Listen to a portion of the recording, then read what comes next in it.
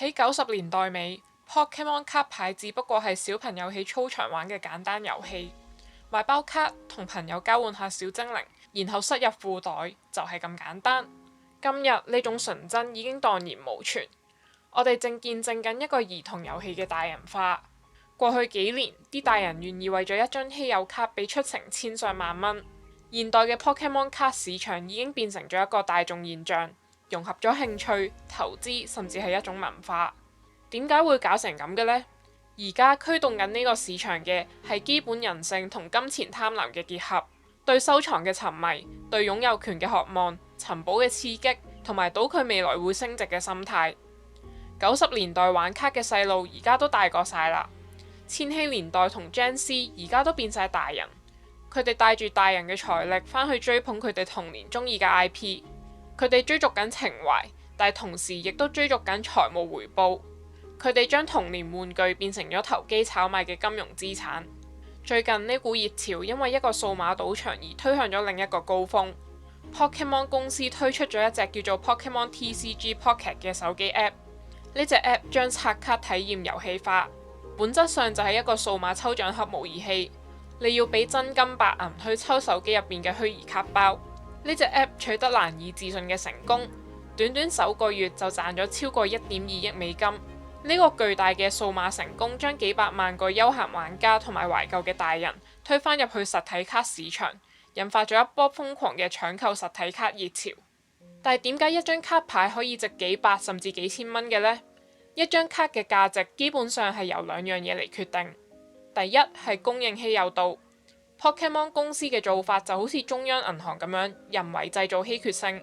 佢哋將極品卡嘅出卡率壓到極低，例如佢哋可能印一張超級靚、極受歡迎嘅卡，但就設定到每2000包先至會出一張。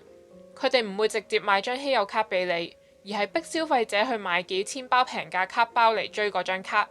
第二個價值驅動力係品相稀有度。因為一張卡牌嘅狀態好主觀，所以第三方公司就會介入做評判。其中最大一間就係 PSA， 你俾手續費佢哋就會用顯微鏡去檢驗你張卡，然後佢哋會嚴格咁樣由1到10去評分，再將張卡永久封死喺一個硬膠盒入邊。一張完美嘅 PSA10可以賣到天價，但係一個微細嘅出廠瑕疵，例如背角有一點好細嘅白點，又或者幅畫印歪咗少少，都會令到張卡嘅價值大跌。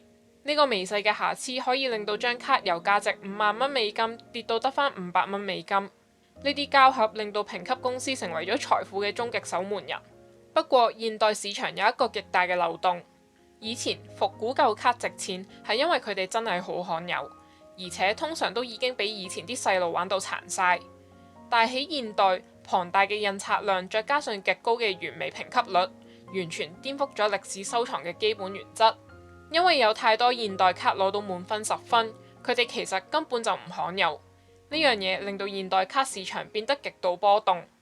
因為有太多錢湧入呢個圈子，啲人就諗到有3種主要嘅方法嚟賺錢。第一係炒單卡，意思即係買賣獨立一張張嘅卡。賣家當正呢啲係股票咁樣炒賣，佢哋會望住網站嘅價格數據，揾啲定價低過正常嘅卡買入，然後高價賣俾其他人，從中獲利。佢哋就係利用市場上細微嘅價格差異嚟賺錢。第二種係囤積原封產品，好多投資者根本完全唔會拆包裝，佢哋將原盒嘅補充包同埋精英訓練員盒塞滿喺衣櫃或者迷你倉度，佢哋當呢啲盒係長線升值嘅資產。目標係 hold 住佢哋5年甚至10年，到呢啲未開拆嘅盒將來會變得稀有，而且極度值錢。第三種係內容創作，網紅同 YouTuber 利用 Pokemon 嘅龐大熱潮去建立大量嘅觀眾群，佢哋透過影片點擊率、商業贊助同直播刷卡賺取巨額收入。對佢哋嚟講，啲卡只不過係用嚟製作高利潤娛樂節目嘅道具。當你睇清楚啲錢係點樣流動嘅時候，你必須要問一個嚴肅嘅問題：儲 Pokemon 卡到底係唔係一場冇網管嘅賭博呢？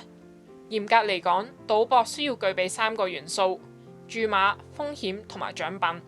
當你觀察現代卡牌市場嘅金錢流向，你會發現佢中晒所有條件。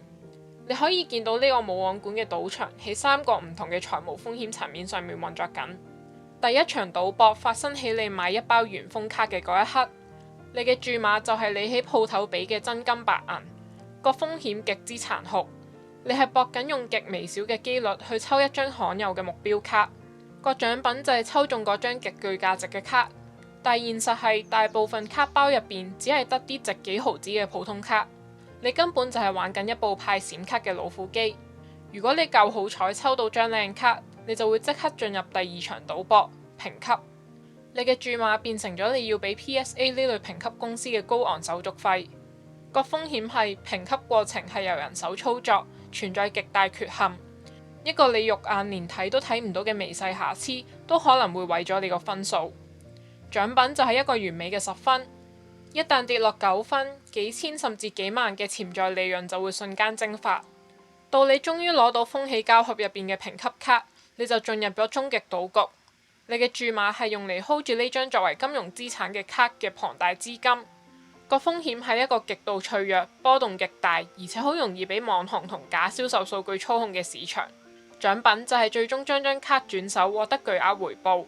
但現實係你嘅資產隨時會因為一個 YouTuber 拍片話呢張卡已經唔 hit 而一夜之間暴跌。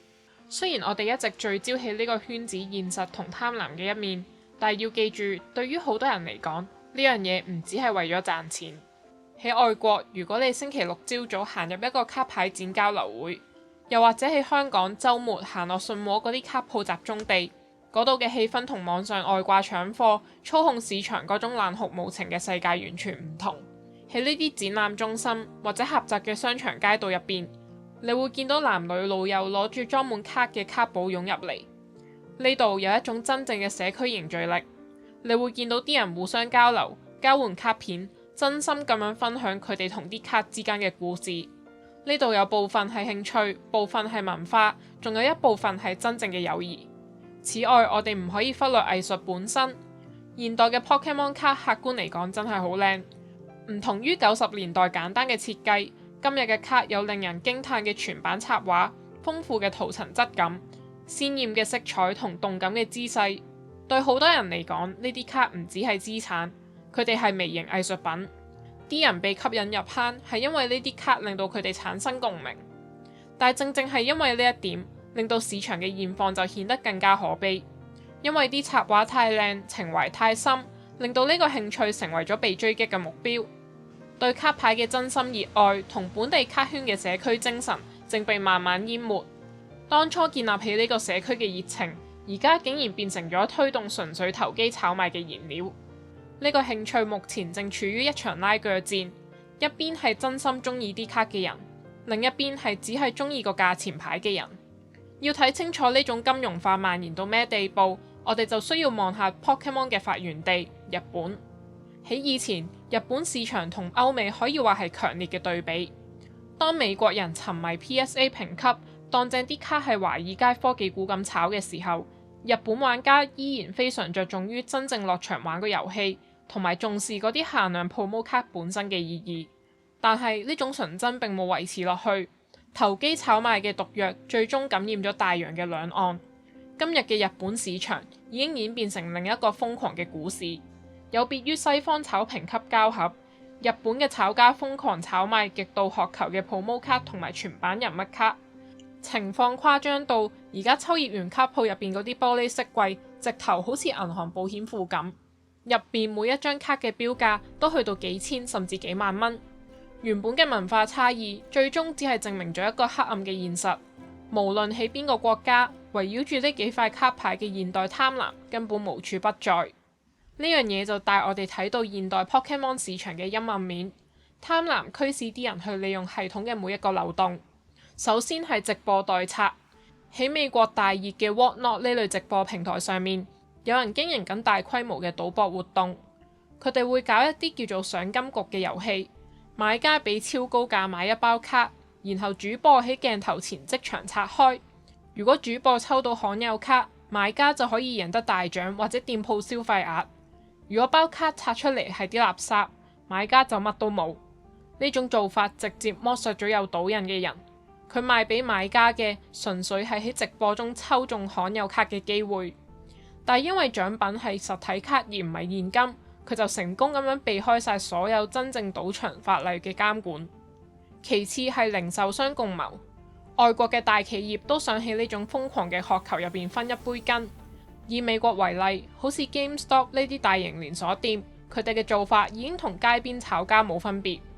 佢哋將新出嘅 Pokemon 產品價格抬高到遠超於建議零售價。佢哋咁做純粹係因為知道班心急嘅 fans 會肯俾錢。而喺美國嘅大型超市就更加混亂，好似 Walgreens 或者 Dollar General 呢啲鋪頭嘅 app 經常會顯示幽靈庫存，明明冇貨，但個 app 就呃買家話有貨。呢樣嘢造成咗無止境嘅挫折感，最終演變成一班大帝向筋疲力盡嘅超市店員發老脾，以為啲員工將啲卡收埋喺貨倉。最後係純粹嘅市場操控，有啲匿名收藏家當個市場係遊戲咁玩，惡意掃清網上某張冇人理嘅冷門舊卡，例如1999年嘅化石龜，純粹係為咗試下可唔可以將個價由$1推上去到100蚊。呢個現象可以清楚咁樣反映出而家嘅市場已經變得幾咁瘋狂同脆弱。但係呢啲只係冰山一角，喺背後寫好程式嘅外掛機器人會喺幾分之一秒內掃清網店嘅存貨，令到普通人根本冇可能用正價買到卡。有錢嘅投資者會組織協同掃貨，喺網上買斷某一張特定嘅卡嘅所有貨源，純粹係人為咁樣炒高個價。而家甚至有人為做事嘅情況。不法分子喺報價網站度製造虛假交易，呃大眾以為張卡好值錢，情況誇張到而家連碎片化投資平台都有。呢啲公司容許散戶買一張罕有卡嘅數碼股份，將一張卡牌當正大公司嘅股票咁炒。而家一個兒童遊戲嘅靈魂正被慢慢扼殺，原本只係設計俾小朋友喺操場上面開心交流、交換小精靈嘅純真遊戲，已經被徹底騎劫。大人們而家喺呢個圈子嘅每一個層面進行優化，以榨取最大利潤。由印刷機到評級膠盒，再到冇網管嘅直播賭場，每一個步驟嘅設計都係為咗盡可能喺粉絲身上吸金。呢個興趣目前正處於一場拉鋸戰，一邊係真心中意啲卡嘅人，另一邊係只係中意個價錢牌嘅人。但係泡沫唔會永遠存在，真正嘅問題唔係呢股熱潮會唔會冷卻，而係當硝煙散去之後，呢個社群仲會剩低啲乜？多謝收睇。